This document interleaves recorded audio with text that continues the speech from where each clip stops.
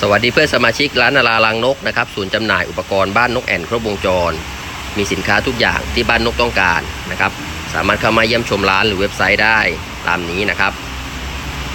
วันนี้พามาชมเครื่องพ่นหมอกนะครับเครื่องพ่นหมอกเครื่องพ่นไอ้น้ำสร้างความชื้นนะครับเป็นรุ่นเทลิงนะครับ PL 5500นะครับตัวนี้เหมาะที่จะใช้กับทุกที่ที่ต้องการความชื้นนะครับไม่ว่าจะเป็นบ้านนกนางแอ่นนะครับฟาร์มพืชนะครับพวกฟาร์มสัตว์ก็ได้